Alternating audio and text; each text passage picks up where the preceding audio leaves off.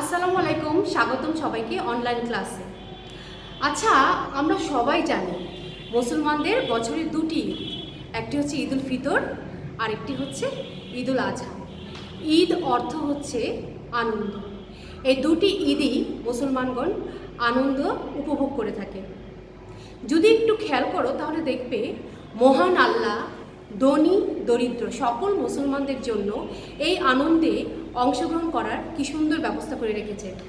ঈদ উল ফিতরে সাওম মাসে ধনীদের সম্পদের যেই অংশটা দরিদ্রদের জন্য আছে সেটা জাকাতের মাধ্যমে ধনীরা দান খয়রাত করে থাকে। এতে করে ঈদ উল ফিতরে ধনীদের সাথে সাথে দরিদ্ররা এই আনন্দে অংশগ্রহণ করতে পারে। আর ঈদ উল আজহার সাথেই ত্যাগ মিশে আছে। ঈদ উল আজহায় সামর্থ্যবান মুসলমানগণ কুরবানি দিয়ে থাকে এবং কুরবানির একটি অংশ দরিদ্রদের মাঝে বিলিয়ে দেয়। এতে করে দরিদ্ররাও এই ঈদ উল আজহার আনন্দে অংশগ্রহণ করতে পারে। তাহলে চলো শিক্ষার্থীরা দেখে নেওয়া যাক আজকের পাঠের বিষয় কি।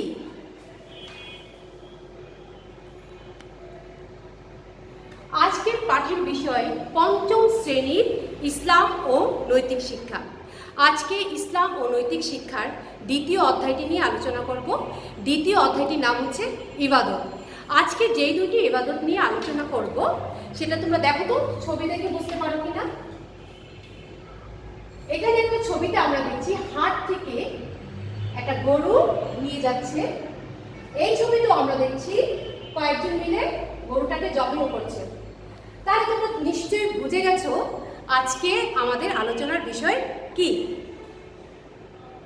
হ্যাঁ, আজকে আমাদের আলোচনার বিষয় হচ্ছে কুরবানি ও আকিকা। কুরবানির সাথে আকিকাটা আলোচনায় আমি এই জন্য রেখেছি যে দুটি ধর্মীয় অনুষ্ঠানের প্রেক্ষাপট যদিও আলাদা, কিন্তু এদের নিয়ম নীতি প্রায় এক। তাহলে চলো মূল আলোচনায় চলে যাই। আজকের পাঠ থেকে আমরা যেই সকল জিনিসগুলা পাঠ শেষে শিখতে পারবো সেগুলো হচ্ছে কুরবানি অর্থ কি আমরা বলতে পারবো, কুরবানি কাকে বলে আমরা জানতে পারবো, কুরবানি কাদের উপর ওয়াজিব সেটা আমরা জানতে পারবো, কুরবানির প্রধান উদ্দেশ্য কি, কুরবানির নিয়মগুলো লিখতে পারবো, কুরবানির শিক্ষাগুলো আমরা জানতে পারবো এবং কুরবানিটা কোন ইতিহাসের উপর হয়েছে সেই ইতিহাসটা আমরা জানতে পারবো।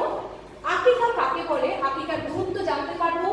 আরো জানতে পারবো সন্তান জন্মের সপ্তম দিনে পিতামাতার কয়টি ও কি কি কাজ করতে হয়, আকিকা করার নিয়মগুলো জানতে পারবো।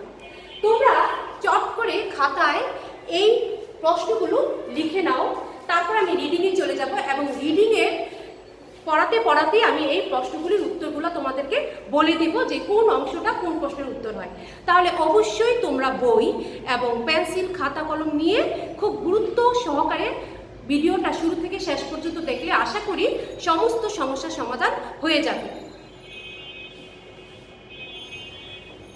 কুরবানি একটি আরবি শব্দ যার অর্থ নৈকট্য, ত্যাগ, উৎসর্গ। নৈকট্য শব্দটার অর্থ হচ্ছে নিকটে বা কাছে। এখানে কার নৈকট্যের কথা বলা হয়েছে? আল্লাহর নিকটবর্তী হওয়ার কথা বলা হয়েছে। ত্যাগ, ত্যাগ শব্দটার অর্থ হচ্ছে দিয়ে দেওয়া। উৎসর্গ শব্দটার অর্থ হচ্ছে কোনো কিছুর বিনিময় ছাড়াই নিয়োজিত হয়ে যাওয়া। আল্লাহ তাআলার নৈকট্য লাভের উদ্দেশ্যে ত্যাগ ও উৎসর্গ করা। তাহলে এখানে যে প্রশ্নটা আমরা পেয়ে গেছি সেটা হচ্ছে কুরবানির অর্থ কি। কুরবানি শব্দের অর্থ নৈকট্য, ত্যাগ, উৎসর্গ। আল্লাহ তাআলার নৈকট্য লাভের উদ্দেশ্যে ত্যাগ ও উৎসর্গ করা। আল্লাহ তাআলার সন্তুষ্টি লাভের উদ্দেশ্যে ত্যাগের মনোভাব নিয়ে 10 জিলহজ থেকে 12 জিলহজ। জিলহজ হচ্ছে আরবি একটি মাসের নাম। বাংলা মাসে যেমন থাকে না গ্রীষ্ম, বর্ষা, শরৎ, হেমন্ত, শীত, বসন্ত, যেমন আরবিও কিন্তু 12টি মাস আছে। এই একটি মাস হচ্ছে জিলহজ। জিলহজ মাসে আমরা হজ করে থাকি। আর এই জিলহজ মাসে 10 জিলহজ থেকে 12 জিলহজ পর্যন্ত সময়ের মধ্যে গৃহপালিত হালাল পশু, হালাল পশু এখানে এজন্য বলা হয়েছে যে তুমি ইচ্ছা করলেই যে কোনো পশু কুরবানি করতে পারবে না। আল্লাহ যেই সব পশুগুলোকে নির্দিষ্ট করে দিয়েছে কুরবানির জন্য, আমরা মুসলমানগণ কেবলমাত্র সেই সব পশুগুলোকেই কুরবানি করতে পারব। সময়ের মধ্যে গৃহপালিত হালাল পশু আল্লাহর নামে উৎসর্গ করাকে কুরবানি বলে। কুরবানি করতে হয় ওট, মহিষ, গরু, ছাগল, ভেড়া, দুম্বা ইত্যাদি গৃহপালিত হালাল সুস্থ ও সবল পশু দ্বারা। তাহলে এইটুকু অংশ থেকে আমরা পেয়ে গেলাম কুরবানি কাকে বলে। এখন আসো আমরা জানি কুরবানি কাদের উপর ওয়াজিব। কুরবানি হচ্ছে ফরজ ইবাদত না, সুন্নত ইবাদত না, কুরবানি করা হচ্ছে ওয়াজিব। ওয়াজিব অর্থ হচ্ছে অবশ্যই পালনীয়, এটা ফরজ না হলে এটার সওয়াব কিন্তু ফরজের কাছাকাছি। তোমার সামর্থ্য থাকা সত্ত্বেও তুমি যদি এটা না দাও তাহলে তুমি গুনাহগার হবে। নিসাব পরিমাণ মালের মালিক সকল প্রাপ্তবয়স্ক নরনারীর উপর কুরবানি করা ওয়াজিব। এর পূর্বেও কিন্তু আমরা নিসাব শব্দটা জেনেছি। নিসাব শব্দের অর্থ হচ্ছে নির্ধারিত পরিমাণ। কোনো মুসলমানের যদি বছরের যাবতীয় খরচ করে বছর শেষে 7.5 তোলা কিংবা 7.5 তোলা সোনা অথবা 52.5 তোলা রূপা কিংবা এই পরিমাণ অর্থ তার কাছে থাকে, তাহলে সেই অর্থের 40 ভাগের 1 অংশ জাকাত দিতে হয়। আর এই অর্থটা থাকলে তাকে নিসাব পরিমাণ বলে। এই রকম অর্থ যাদের আছে তাদের উপর কুরবানি করা ওয়াজিব। এখন দেখো কুরবানিটার তাৎপর্য কি, কুরবানির গুরুত্ব কি, কুরবানিটা আমরা কেন দিয়ে থাকি, এই বিষয়টা আমরা জানি। কুরবানি আল্লাহর নবী হযরত ইব্রাহিম আলাইহিস সালাম ও হযরত ইসমাইল আলাইহিস সালামের অতুলনীয় নিষ্ঠা ও অপূর্ব ত্যাগের পুণ্যময় স্মৃতি বহন করে। তোমরা যখন অনেক বড় হবে তখন জানতে পারবে ইব্রাহিম আলাইহিস সালামের অবদান কতটুকু ইসলাম ধর্মে। ইব্রাহিম আমাদের আদি পিতা হযরত আদম আলাইহিস সালাম হলেও আমাদের জাতির পিতা অর্থাৎ জাতের পিতা কিন্তু ইব্রাহিম আলাইহিস সালাম। ইব্রাহিম আলাইহিস সালাম পুত্রের নাম হচ্ছে ইসমাইল আলাইহিস সালাম। তাদের নিষ্ঠা ও অপূর্ব থেকে পুণ্যময় স্মৃতি বহন করে এই কুরবানি। কুরবানি দ্বারা মুসলিম মিল্লাত ঘোষণা করে যে আল্লাহর সন্তুষ্টির জন্য তারা জান মাল সবকিছু কুরবানি করতে প্রস্তুত। কুরবানির নজিরবিহীন ত্যাগের ইতিহাস স্মরণ করে মুসলমানগণ আল্লাহর দরবারে শপথ করে যে হে আল্লাহ, আমাদের জান মাল জীবন মৃত্যু তোমারই জন্য উৎসর্গ করছি। তোমার সন্তুষ্টির জন্য আমরা যেভাবে পশু কুরবানি করছি তেমনভাবে আমাদের জীবন উৎসর্গ করতেও কুণ্ঠিত হব না। এটাই হচ্ছে কুরবানির তাৎপর্য এবং এই কারণেই আমরা কুরবানিটা দিয়ে থাকি। এখন হচ্ছে কেমন মনোভাব নিয়ে কুরবানি করতে হবে। কুরবানি করতে হবে আল্লাহর সন্তুষ্টির উদ্দেশ্যে ত্যাগের মনোভাব নিয়ে, অহংকার বা গর্বের মনোভাব নিয়ে নয়।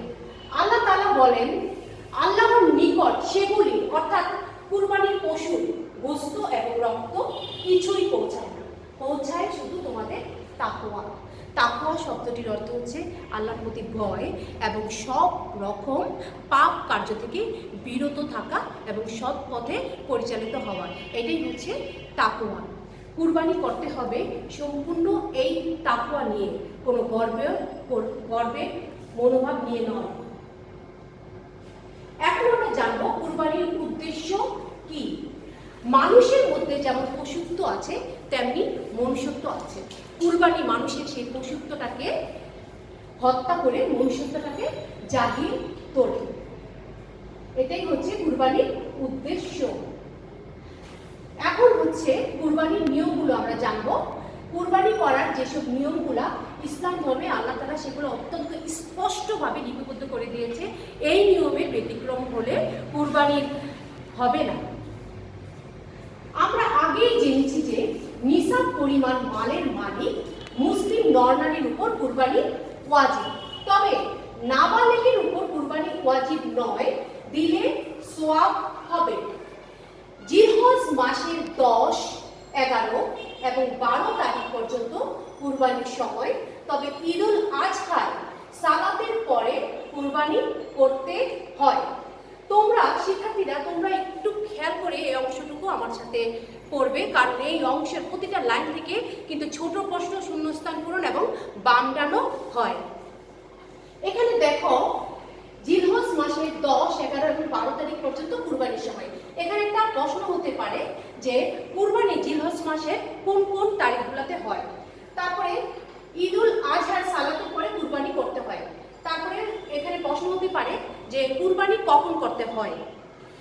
ছাগল, ভেড়া, দুম্বা, গরু, মহিষ, ওট ইত্যাদি গৃহপালিত হালাল, সুস্থ ও সবল পশু দ্বারা কুরবানি করতে হয়। পশুটি নির্দোষ ও নিখুঁত হওয়া বাঞ্ছনীয়। এই প্রশ্নটি ছোট প্রশ্ন হিসেবে অত্যন্ত গুরুত্বপূর্ণ।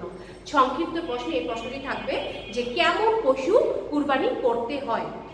এখানে পশুটি নির্দোষ ও নিখুঁত হওয়া, এই কথাটির অর্থ হচ্ছে কুরবানির পশুর চোখ একটি অন্ধ কিংবা কানে কোনো সমস্যা কিংবা ওর যে পা আছে পা ভাঙ্গা থাকতে পারবে না, লেজ কাটা থাকতে পারবে না এবং কি ওর শরীরে কোনো কুষ্ঠ রোগ থাকতে পারবে না। সম্পূর্ণ নির্দোষ হওয়াটা এখানে বাঞ্ছনীয়। 4, ছাগল, ভেড়া ও দুম্বা জনপ্রতি একটি করে কুরবানি করতে হয়। গরু, মহিষ ও ওট 7 জন পর্যন্ত শরীক হয়ে কুরবানি করা যায়, তবে সবার উদ্দেশ্যই আল্লাহর নৈকট্য লাভ হতে হবে। ছাগল, ভেড়া ও দুম্বার বয়স কমপক্ষে 1 বছর, গরু, মহিষ 2 বছর এবং ওট কমপক্ষে 5 বছর বয়সে হতে হবে। এই লাইনটি সংক্ষিপ্ত প্রশ্নের জন্য অনেক ইম্পর্টেন্ট। 5 নাম্বারটা আবার একটু দেখো, এখানে কিন্তু খুব গুরুত্বপূর্ণ একটা সংক্ষিপ্ত প্রশ্ন হতে পারে যে কুরবানির জন্য আমরা যে সমস্ত পশুগুলো কুরবানি দিয়ে থাকি তাদের কার বয়স কেমন হতে হবে, এটাও কিন্তু ইসলামে নির্ধারিত করে দিয়েছে। ছাগল, ভেড়া ও দুম্বার বয়স কমপক্ষে 1 বছর হতে হবে, গরু, মহিষ 2 বছর এবং ওট কমপক্ষে 5 বছর হতে হবে। 6, কুরবানির বস্তু সাধারণত 3 ভাগে ভাগ করে 1 ভাগ গরিব মিসকিন, 1 ভাগ আত্মীয় স্বজন এবং 1 ভাগ নিজে রাখতে হয়। এই প্রশ্নটাও সংক্ষিপ্তভাবে আসতে পারে যে কুরবানির মাংস কিভাবে বন্টন করতে হয়। 7 নাম্বার, কুরবানির বস্তু বা চামড়া মজুরির বিনিময়ে দেওয়া যায় না। কুরবানির পশুর রক্ত ও বজ্র মাটিতে পুঁতে রাখতে হয়। মজুরি শব্দটা হয়তো তোমাদের কাছে নতুন হতে পারে। মজুরি হচ্ছে দাম। কুরবানির গোশত বা চামড়া কুরবানি করার পরে যে গোশতটা পাওয়া যায় এবং কুরবানির পশুর যে চামড়া সেটা বিক্রি করা যাবে না, এটা সম্পূর্ণভাবে দান করে দিতে হবে। আর কুরবানির পশুর রক্ত এবং কুরবানির পশুর পেট থেকে অনেক ধরনের বর্জ্য বের হয়, সেগুলো রাস্তায় ছড়িয়ে ছিটিয়ে রাখলে সেখানে জীবাণু সৃষ্টি হবে এবং পরিবেশ দূষিত হবে। এই জন্য সেগুলি সাধারণত কি করতে হয়, মাটি গর্ত করে সেখানে পুঁতে রাখতে হয়। তাহলে আমরা জেনে গেলাম কুরবানির নিয়ম। এই 7টি নিয়ম আছে। তোমার প্রশ্নে যদি নির্দিষ্ট করে 3টি নিয়ম কিংবা 4টি নিয়ম এভাবে না দেওয়া থাকে তাহলে তোমাকে 7টি নিয়মই লিখতে হবে। এখন আসো কুরবানির প্রচলিত ইতিহাস। কুরবানির ইতিহাস বিশাল ইতিহাস। এই ইতিহাসটা এই সংক্ষিপ্ত সময়ের মাঝে আমি তোমাদের সম্পূর্ণভাবে বুঝিয়ে বলতে পারবো না। হয়তো ক্লাসে থাকলে আমরা এটা নিয়ে বিস্তর আলোচনা করতাম। এখন বইতে যেরকম সংক্ষিপ্তভাবে আছে আমাদের সেইভাবেই জানতে হবে সময় স্বল্পতার কারণে। আল্লাহর আদেশে একদিন হযরত ইব্রাহিম আলাইহিস সালাম, তার স্ত্রী হাজিরা এবং তাদের বৃদ্ধ বয়সের একমাত্র শিশুপুত্র ইসমাইল আলাইহিস সালামকে মক্কায় তখনকার দিনে লুপ্ত কাবার নিকটবর্তী জনমানব শূন্য মরুভূমিতে রেখে চলে যায়। আল্লাহ তাআলার অপার করুণায় তারা নিরাপদে থাকেন। ইসমাইল আলাইহিস সালাম যখন কিশোর বয়সে উপনীত তখন ইব্রাহিম আলাইহিস সালাম তাদের দেখতে এলেন। এবার তিনি এক কঠিন পরীক্ষার সম্মুখীন হলেন। তিনি স্বপ্ন দেখলেন আল্লাহ তাকে আদেশ করছেন প্রিয় পুত্র ইসমাইল আলাইহিস সালামকে কুরবানি করতে। একই স্বপ্ন দেখলেন বারবার। তিনি আল্লাহর সন্তুষ্টির জন্য পুত্রকে কুরবানি করতে মনস্থির করলেন। তিনি তার স্বপ্নের কথা ইসমাইল আলাইহিস সালামকে জানিয়ে বললেন, হে বৎস, আমি স্বপ্নে দেখলাম আমি তোমাকে জবাই করছি, এখন তোমার অভিমত কি বলো? উত্তর ইসমাইল আলাইহিস সালাম বলেন, হে আমার আব্বা, আপনি তাই করুন যা আপনাকে আদেশ করা হয়েছে। ইনশাআল্লাহ আমাকে ধৈর্যশীলদের অন্তর্ভুক্ত পাবেন। পথে পিতা পুত্রকে শয়তান ধোঁকা দেওয়ার চেষ্টা করেছিল, কিন্তু তারা শয়তানকে পাথর মেরে তাড়িয়ে দিলেন। ইব্রাহিম আলাইহিস সালাম আল্লাহর প্রতি তার পুত্রের এমন আনুগত্য, নিষ্ঠা ও সাহসিকতাপূর্ণ উত্তরে খুশি হলেন। তিনি প্রাণপ্রিয় পুত্রকে আল্লাহর সন্তুষ্টির জন্য কুরবানি করতে তার গলায় ছুরি চালালেন। পুত্র ইসমাইলও আল্লাহকে সন্তুষ্টি করার জন্য ধারালো ছুরির নিচে মাথা কেটে দিলেন। এবারে পরীক্ষায় পিতা পুত্র উত্তীর্ণ হলেন। আল্লাহ তাআলা কুরবানি কবুল করলেন এবং ইসমাইলকে রক্ষা করলেন। তার পরিবর্তে একটি দুম্বা কুরবানি হয়ে গেল।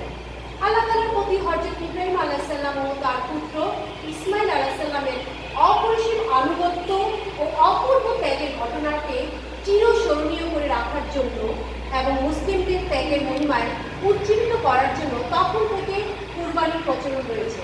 এটি চিরকালের জন্য মানব সমাজে একটি পবিত্র ধর্মনিষ্ঠান রূপে প্রতিষ্ঠিত। আমরা জেনে গেলাম কুরবানির সংক্ষিপ্ত ইতিহাস। এখন দেখো, এই যে কুরবানির পূর্ণ অনুষ্ঠান, এই ধর্ম অনুষ্ঠান থেকে আমরা কি শিখব? ইসলামের এমন কোনো নিয়ম নাই যেখানে কিছু শিক্ষণীয় কিছু থাকে না। কুরবানিও এ থেকে বাদ যাবে না। কুরবানি থেকে আমরা যেসব শিক্ষাগুলো পাই, 5টি শিক্ষা আমরা পাই। 1, মুসলিমদের ত্যাগের মহিমায় উজ্জীবিত করাই কুরবানির উদ্দেশ্য। 2, আমাদের জান, মাল, জীবন, মৃত্যু আল্লাহর জন্য উৎসর্গ করা। 3, কুরবানি দ্বারা আল্লাহ তাআলা মানুষের তাকওয়া যাচাই করেন, যে আমরা আল্লাহকে কতটা ভালোবাসি, কতটা ভয় পাই। আল্লাহর কাছে কুরবানির পশুর রক্ত, মাংস কিছুই পৌঁছায় না, পৌঁছায় শুধু অন্তরের তাকওয়া ও নিষ্ঠা। 4, মানুষের মধ্যে যেমন মনুষ্যত্ব আছে তেমনি পশুত্ব আছে। কুরবানির মাধ্যমে পশুত্বকে হত্যা করে মনুষ্যত্বকে জাগিয়ে তোলা হয়। মানুষের লোভ, লালসা, হিংসা, বিদ্বেষ, অহংকার ইত্যাদির পাশবিক চরিত্র বিসর্জন দিয়ে মানবীয় গুণাবলী উজ্জীবিত করতে পারলে কুরবানি সার্থক হয়। কুরবানির একটি অংশ গরিব মিসকিনকে দিতে হয়, এতে তাদের একটু ভালো খাওয়ার সুযোগ হয়। আত্মীয় স্বজনকে দিতে হয়, এতে পরস্পরের মধ্যে সম্পর্কের উন্নতি হয়, সকলের মধ্যে আন্তরিকতা বৃদ্ধি পায়। এ হলো কুরবানির শিক্ষা। কত সুন্দর আমরা কুরবানির শিক্ষাগুলো দেখে নিলাম। এখন আসো আমরা আকিকায় চলে যাব। আকিকা কাকে বলে? আকিকার গুরুত্ব কি? কেন এই আকিকাটা আমরা দিয়ে থাকি? আকিকা একটি আরবি শব্দ। আকিকা শব্দের অর্থ ভাঙা, কেটে ফেলা। সন্তান জন্মের 7ম দিনে সন্তানের কল্যাণ ও হেফাজত কামনায় আল্লাহর ওয়াস্তে কুরবানির মতো কোনো গৃহপালিত হালাল পশু জবাই করাকে আকিকা বলে। আকিকা কেন দিতে হয়, গুরুত্বটা কি সেটা জানি। আকিকা করতে হয় কেবলমাত্র আল্লাহর সন্তুষ্টি লাভের উদ্দেশ্যে। আকিকা করা সুন্নাত। এতে সন্তান যেমন আল্লাহর রহমতে বালা মুসিবত ও বিপদ আপদ থেকে নিরাপদে থাকে, তেমনি অনেক সওয়াব পাওয়া যায়। সন্তানের আকিকা করতে অবহেলা করা উচিত নয়। হাদিস শরীফে আছে, প্রতিটি নবজাত সন্তান আকিকার সাথে বন্ধু। তার জন্মের 7ম দিনে তার পক্ষ থেকে পশু জবাই করতে হবে, তার নাম রাখতে হবে এবং তার মাথা মুন্ডন করতে হবে। রাসূল সাল্লাল্লাহু আলাইহি ওয়াসাল্লাম নিজের আকিকা নিজেই করেছিলেন। তিনি অন্যকেও আকিকা করতে উৎসাহ দিতেন। সন্তান জন্মের 7ম দিনে আকিকা করা উত্তম, তবে 14, 21, 28তম দিনেও আকিকা করা যায়। আমরা এখান থেকে জেনে নিলাম আকিকা কাকে বলে এবং আকিকার গুরুত্বটা কি। এখন আমরা জানবো পিতামাতাকে সন্তান জন্মের 7ম দিনে কয়টি অতীত কাজ করতে হয়। মুসলিম পিতামাতাকে সন্তান জন্মের 7ম দিনে 4টি কাজ করতে হয়। 1, সন্তানের সুন্দর ইসলামী নাম রাখা, যাতে নামটি শুনলেই বোঝা যায় সে একটা মুসলিম পরিবারের সন্তান। 2, মাথা কামানো। 3, মাথার চুলের ওজন পরিমাণ সোনা বা রূপা দান করা। আর 4, আকিকা করা। আকিকা করার নিয়ম। আকিকার নিয়ম আদায়: ছেলে সন্তানের জন্য ছাগল, ভেড়া, দুম্বার 2টি অথবা গরু, মহিষ বা উটের 2 ভাগ, এবং মেয়ে সন্তানের জন্য ছাগল, ভেড়া, দুম্বার 1টি অথবা গরু, মহিষ বা উটের 1 অংশ আকিকা দিলে যথেষ্ট হবে। হাদিসে আছে, ছেলে সন্তানের জন্য 2টি ছাগল এবং মেয়ে সন্তানের জন্য 1টি ছাগল জবাই করাই যথেষ্ট। সামর্থ্য না থাকলে ছেলে জন্য একটি দেওয়া যাবে। যে সকল পশু দ্বারা কুরবানি করা যায় সেই সকল পশু দ্বারা আকিকা করা যায়। কুরবানির সাথে আকিকার অংশীদার হওয়া যায়। কুরবানির পশুর গোশত যেভাবে বন্টন করা উত্তম, আকিকার গোশত সেভাবেই বন্টন করা উত্তম। আকিকার পশুর চামড়াও গরিব মুসলিমদের দান করে দিতে হয়। তাহলে এই অধ্যায়, এই বিষয়ে কুরবানি এবং আকিকার এই অংশটুকু থেকে আমি নমুনা স্বরূপ তোমাদের কিছু শূন্যস্থান পূরণ দিয়েছি, সেটা করে নাও। কুরবানি শব্দের অর্থ নৈকট্য, ত্যাগ, উৎসর্গ। 2, কুরবানি করতে হবে আল্লাহ সন্তুষ্ট উদ্দেশ্যে, ত্যাগের মনোভাব নিয়ে। 3, কুরবানির অন্যতম উদ্দেশ্য হচ্ছে কুরবানির মাধ্যমে পশুর থেকে হত্যা করে মনুষ্যকে জাতিয়ে ফেলা।